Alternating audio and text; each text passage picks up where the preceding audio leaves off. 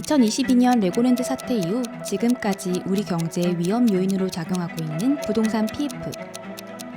시행사는 3% 수준의 자기자본만 투입하고 나머지는 시공사의 보증에 의존해 금융기관에서 대출을 받아 사업을 추진하는데요.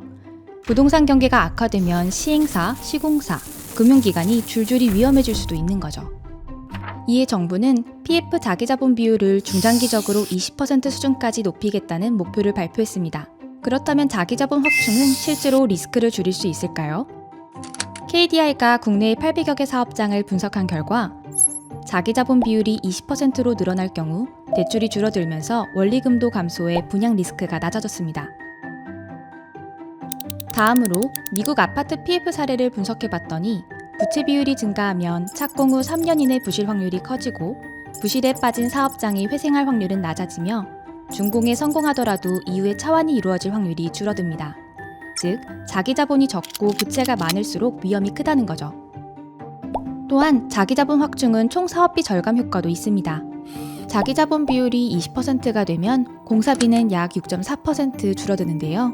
이는 시행사의 자기자본이 증가하면 외부 보증에 의존하지 않아도 돼서 고신용의 시공사를 선택하면서 지불했던 보증위험 프리미엄 비용이 줄어든 것으로 보입니다.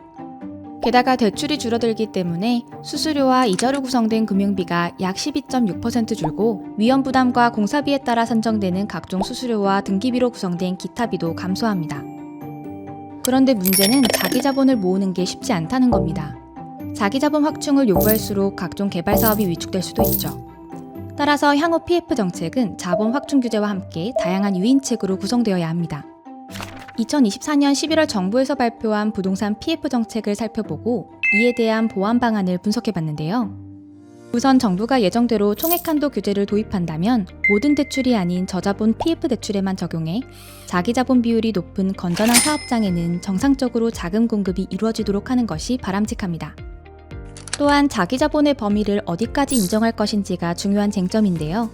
자기자본은 일반적으로 보통주 투자금에 한정되는데 우선주도 포함할 필요가 있습니다. 우선주는 경영권이 없는 대신 수익을 우선적으로 배당받을 수 있고 사업기간 중에도 수익을 실현할 수 있어서 지분 투자자의 참여를 유도할 수 있습니다. 마지막으로 프로젝트 리츠의 토지를 현물 출자하는 경우 출자 시점에 내던 양도세를 수익 실현 시점으로 이연하는 제도를 3년간 한시 적용하기로 했는데요. PF 사업이 보통 장기적으로 진행되기 때문에 제도 변화로 인한 불확실성을 줄이기 위해 양도세 이연 제도는 상시화해야 합니다. 양도세를 이연하면 세수가 감소한다는 우려도 있지만 수익 실현 시점에 과세하면 개발이익이 반영돼 오히려 세수가 늘어날 수 있고요. 한 가지 방안을 추가로 제안하자면 대규모 사업에서는 시행사가 지분 투자자와 함께 PFV라는 특수 목적법인 일종의 페이퍼 컴퍼니를 설립해서 PF 대출을 받는 경우가 많습니다. 그러나 PFV는 비슷한 성격의 프로젝트 리츠와는 달리 건전성 규제와 감독이 없어서 여전히 과도한 위험 추구의 수단으로 이용되고 있습니다. 따라서 PFV에 대해서도 프로젝트 리츠 수준의 건전성 규제와 감독을 도입해 규제 차익을 줄이는 방향으로 개선해야 합니다. 오랜 기간 구조적 취약성이 지적된 부동산 PF. 리스크를 줄이면서도 사업이 위축되지 않도록 균형 잡힌 정책 설계와 세심한 제도 운영이 무엇보다 중요한 시점입니다.